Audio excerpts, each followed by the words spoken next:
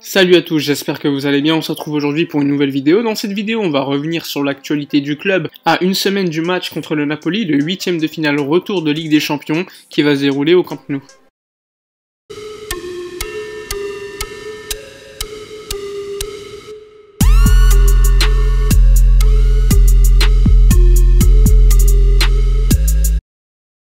Enfin, j'ai envie de vous dire, le retour de la Ligue des Champions. Le match devait se dérouler en mars, mais finalement, avec le Covid-19, le match avait été suspendu et donc décalé au mois d'août. On peut dire que le match aller n'avait pas été facile, avec notamment l'ouverture du score de Mertens, puis l'égalisation d'Antoine Griezmann.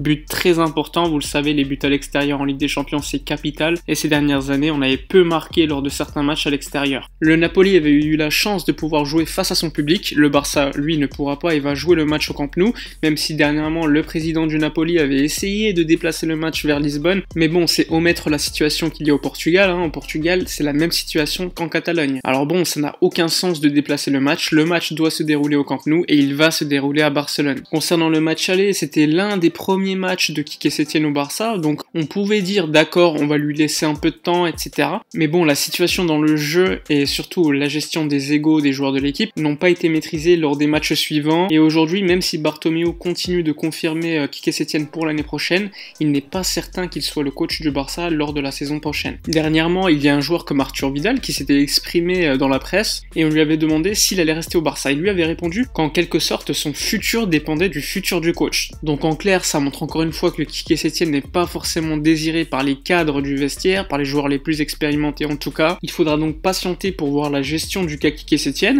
s'il faut plutôt le remplacer en attendant l'arrivée en 2021 d'un nouveau coach, ou s'il faut recruter un coach pour une saison. Mais bon, un coach pour une saison, c'est très difficile à trouver. Pour en revenir au Napoli, c'est quand même une équipe cette saison qui va terminer 7ème de son championnat, donc pas de compétition européenne pour eux l'année prochaine. Mais malgré ça, ça reste quand même une équipe assez dangereuse et difficile à jauger. Ils sont capables de gagner un match contre la Lazio, par exemple, 3-1, ou encore battre Sassuolo, qui est quand même une équipe qui joue très bien au football, mais de l'autre côté, ils sont également capables de perdre contre Parme, ou encore faire match nul contre Bologne. Donc c'est une équipe très difficile à jauger. Mais bon, le Barça est quand même dans une situation comparable, c'est une équipe très irrégulière, qui a du mal lors des gros matchs, mais qui est quand même capable de faire certains coups. Mais bon, je l'ai déjà dit assez de fois cette saison, le Barça est aujourd'hui capable de perdre contre n'importe qui et de battre n'importe qui également. Quand on compare les deux effectifs, le Napoli a quand même un effectif plutôt pas mal, des joueurs comme Mertens, Insigne, Koulibaly, Manolas, ou encore au milieu de terrain, Fabian Ruiz. Donc une équipe qui est plutôt solide, mais qui est également capable de perdre contre n'importe quelle équipe. De toute façon, quand tu es le Barça, normalement, tu n'as pas à regarder l'effectif du Napoli. Normalement, le Barça, c'est au-dessus de n'importe quelle équipe, il faut être exigeant avec le Barça. Mais cette saison, au niveau collectif, il y a quand même un sacré déclin, et donc n'importe quelle équipe peut battre le Barça. Enfin bref, concernant les absents pour le match Barça-Napoli, on va commencer par les absences côté du FC Barcelone. Il n'y aura pas Ousmane Dembélé, même s'il s'entraîne de plus en plus avec le groupe. Il est exclu qu'il puisse jouer quelques minutes, même 10 minutes, 15 minutes. Il ne pourra pas jouer contre le Napoli. Il n'a pas encore fait des entraînements complets avec le groupe, il n'a pas joué de match, donc il n'a pas le rythme des autres joueurs. Et ça serait donc assez dangereux de le faire jouer contre le Napoli. Imaginez s'il rechutait, ça serait une catastrophe. Autre absent, ça sera Umtiti, qui est toujours blessé, vous le savez très bien, Samuel Umtiti, depuis déjà quelques années, son genou était en très mauvais état, on va dire, donc c'est exclu qu'il puisse jouer également contre le Napoli, et de toute façon, même s'il était disponible, il n'aurait pas été titulaire, puisque je pense qu'aujourd'hui, on est tous d'accord pour dire que Clément Lenglet lui est supérieur. Concernant Clément Lenglet, d'ailleurs, qui était blessé, qui avait été absent pour 10 jours, il sera bien disponible contre le Napoli, pas de problème pour lui, même s'il était sorti contre Alaves avec des douleurs à la hanche. Il y aura également Antoine Griezmann, qui est de retour avec le groupe et qui s'entraîne depuis pas mal de temps déjà. D'ailleurs, hier, le Barça a fait un mini-match lors de l'entraînement pour quand même rester dans le rythme des matchs, et Antoine Griezmann a joué, contrairement à Ousmane Dembélé, lui qui n'a pas fait le mini-match. Autre absent, comme vous le savez, c'est Ronald Araujo, le défenseur de l'équipe B, qui s'est fait mal à la cheville lors du match avec l'équipe B pour monter en Segunda. Donc lui aussi est indisponible, donc le Barça aura disponibilité 2 défenseurs centraux seulement. Donc normalement, ça sera un 3e défenseur central qui va monter de l'équipe B, et normalement, ça devrait être Oscar Mingueza. Vous imaginez, le Barça n'a même pas 4 défenseurs centraux dans son effectif qui sont disponibles. Donc en cas de blessure, on est obligé de tirer dans l'équipe B, ce qui est une bonne chose. Et en plus de cela, les défenseurs centraux de l'équipe B sont également blessés.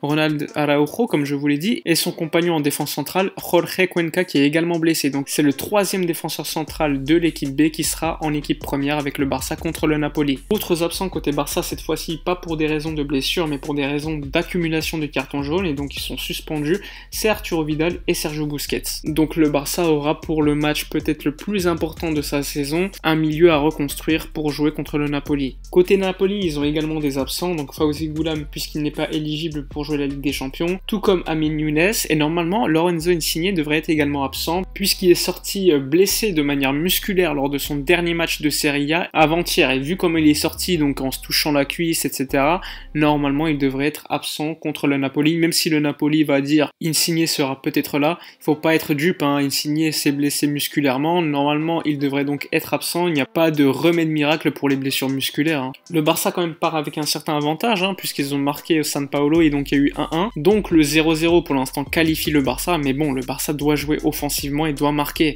Quoi qu'il arrive, vu les joueurs talentueux qu'a la Napoli, je pense que le Napoli aura des occasions et il faudra donc que le Barça soit également réaliste, et je compte donc sur les attaquants du Barça comme Lionel Messi, Luis Suarez, etc. Mais bon, si le Barça sortait en huitième de finale, j'ai envie de vous dire que je serais déçu, mais j'ai envie de vous dire que ça serait pas une énorme surprise au vu de la planification sportive effectuée cette saison, du jeu proposé par l'équipe d'Ernesto Valverde puis de Quique Setién. Personnellement, je ne serais pas étonné, ça montrerait encore une fois que le club est très mal géré par les directeurs, mais bon, ça vous le savez déjà, hein, je vous apprends rien du tout. Concernant le 11 que je mettrai côté Barça pour le match contre la Napoli, personnellement, au but je vais mettre Marc-André Ter Stegen, donc pas de surprise, pour moi c'est le meilleur gardien du monde avec Yann Oblak. Ensuite à gauche je vais mettre Jordi Alba, en défense centrale Gérard Piqué et Clément Lenglet. Ensuite comme latéral droit je pense que Quique Setién va mettre Nelson Semedo, ce qui replacerait d'office Sergi Roberto comme milieu de terrain, puisque le Barça n'a que 4 milieux de terrain disponibles, dont un de l'équipe B, donc les 4 milieux disponibles c'est Sergi Roberto, Ivan Rakitic, Riqui Puig et Frenkie de Jong.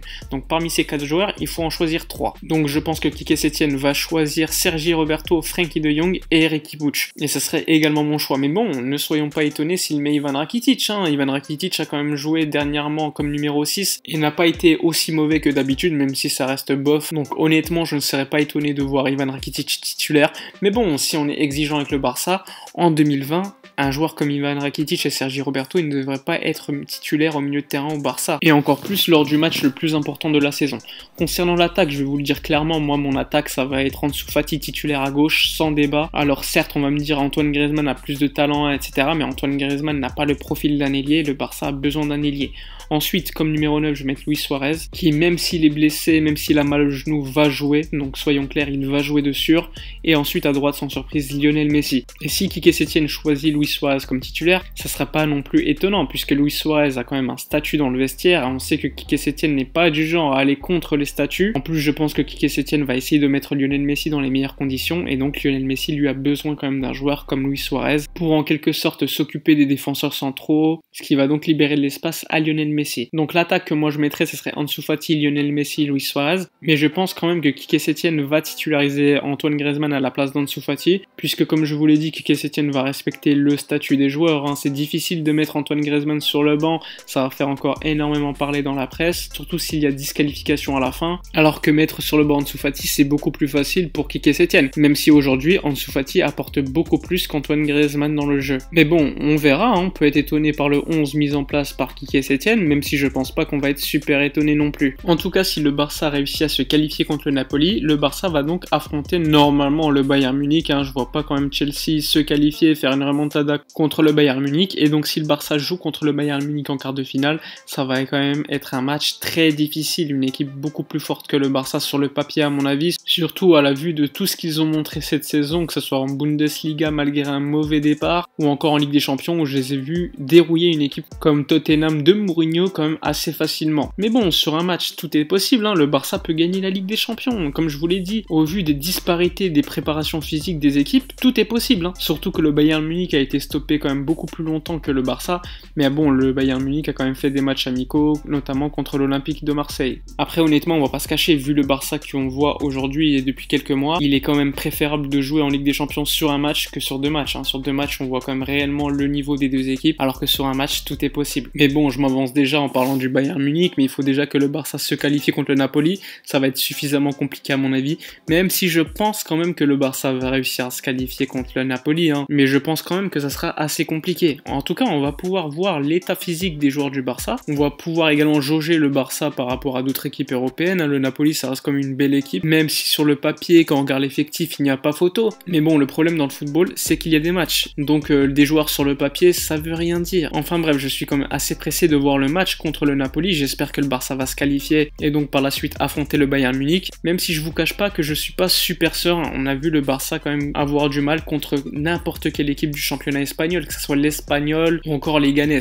Enfin bref, c'est la fin de la vidéo. N'hésitez pas à participer dans les commentaires en disant votre 11 idéal pour le match contre le Napoli. N'hésitez pas non plus à mettre votre pronostic pour ce match. N'oubliez pas de liker la vidéo, de vous abonner à la chaîne si ce n'est pas fait, de partager. Moi je vous dis à la prochaine et d'ici là, comme d'habitude, portez-vous bien.